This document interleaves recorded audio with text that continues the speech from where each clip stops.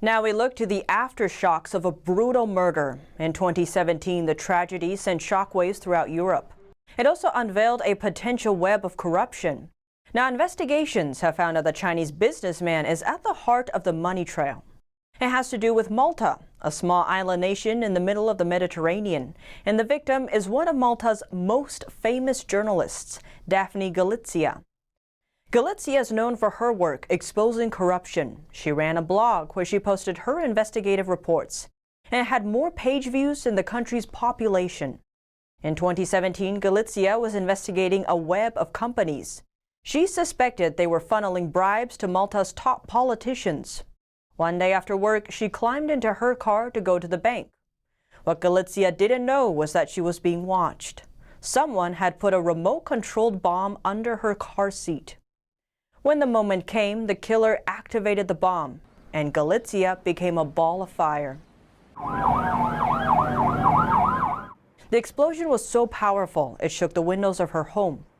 Her son rushed to the scene barefoot, but he couldn't even see the body in the car. The only things he could find were glass and chunks of flesh on the ground. Galizia's death shook Malta. It brought down the country's prime minister. Will you be accepting the results of the inquiry conclusions? And also sent ripples throughout Europe. I expect there to be a thorough and independent investigation, free from any political interference. Months later, authorities arrested 3 suspects.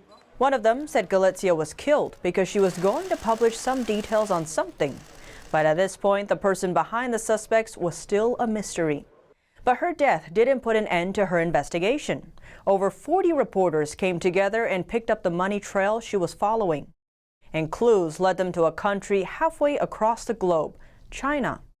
Before Galizia died, she was investigating 2 mysterious companies. One is called 17 Black, the other called Mac Bridge. A source told her that these 2 companies are crucial to unraveling the corruption web. Also, a leaked email says these companies would send around €2 million to 2 politicians. One is Malta's energy minister. The other is a close aide to the country's prime minister. Galizia mentioned 17 Black many times on her blog. She believed it is connected to top politicians, but wasn't able to prove it. A year after her death, reporters finally dug out the owner of 17 Black. Are you afraid to take alone the responsibility, Mr. Fenech? His name is Jorgen Fenech, one of Malta's richest men. In 2019, Fenech tried to escape from Malta in his luxury yacht, but authorities arrested him at sea. He is charged with orchestrating Galizia's death. When police searched his apartment, they found the business card of a Chinese man named Chen Cheng. Later, police were able to squeeze out another clue from Fenech. They asked him about the other company in the leaked email, Mac Bridge. And Fenech said the name Mac Bridge stands for Malta-China Bridge, but didn't give more details. It is unclear if police asked him about the Chinese man. Mac Bridge turned out to be harder to track down, but reporters eventually found its roots in Hong Kong. It has a name that combines the Chinese characters for Malta and China.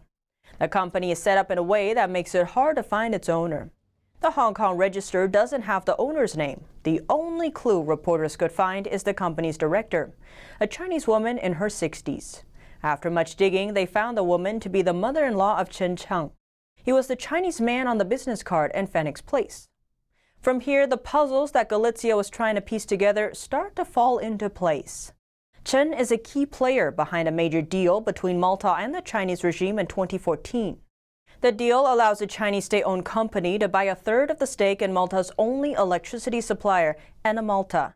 During the negotiations, Chen represented the Chinese side, and then Energy Minister Konrad Mitzi oversaw the Maltese side.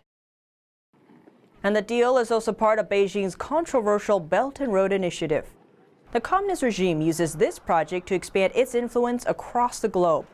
On the surface, it's a massive investment project. The regime pours billions of dollars into building infrastructure for low-income countries. But critics say it's the regime's way of gaining influence over other countries. Beijing does it by using predatory loans and luring countries into debt traps. The regime then seizes those countries' strategic assets if they can't pay back the loans. At the time, the deal was the largest foreign investment in Malta, a whopping 300 million euros. But it already drew criticism at the time for giving the Chinese company terms that were too beneficial. Chen's importance doesn't stop at the energy deal. He also ties together the secret money flow in a leaked email. Following the energy deal, Chen persuaded Maltese electricity company Malta to buy another wind farm. After the deal was approved, Chen brought in a middleman into the game. Here's how it works. Phoenix's company, 17 Black, gave the middleman a €3 million loan, and the middleman used this money to buy the wind farm. A week later, an accounting firm said in an email that 17 Black and MacBridge would send €2 million to the shell companies of its clients in a year. The firm's clients are the two politicians, then Energy Minister Conrad Mizzi and then Prime Minister's Chief of Staff Keith Schembri. This is the leaked email that led to Galizia's investigation of the two companies. Soon after, Malta's Malta bought the wind farm from the middleman at €10 million. That means the middleman made over €7 million. The middleman then paid back 17 Black the €3 million loan, but it also gave 17 Black another €5 million as profits. After the deal went through, 17 Black gave one of Chen's companies over €1 million. Maltese authorities are investigating Chen's company. They suspect it was involved in paying bribes to Maltese politicians and also making a profit from it. Authorities are also looking into the wind farm deal. Of the two politicians, the former energy minister denies connections between his company and MacBridge. He was not charged. The former chief of staff Schembri says he has pending business plans with MacBridge and 17 Black, but denies any wrongdoing. As for energy tycoon Fenech, he is awaiting trial for allegedly masterminding Galizia's assassination. He has pleaded not guilty. In the meantime, Galizia's family is still coping with the grief. Her son Matthew says the new findings confirm what his mother tried to make others see, that the criminal entanglement of political and business interests is a major defining problem of our time. Corruption costs lives, just as it cost my mother hers. He adds that his mother would have been delighted to see this, that her work is being substantiated, and that she wasn't alone in her fight.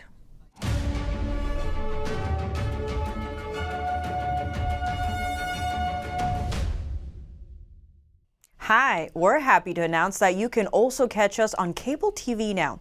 Millions of households already choose us as one of their trusted news sources, and you can too. You can watch us in Chicago, Washington, D.C., New York, and many other cities as well.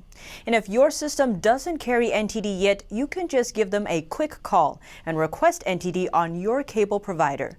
Thank you for watching. See you next time.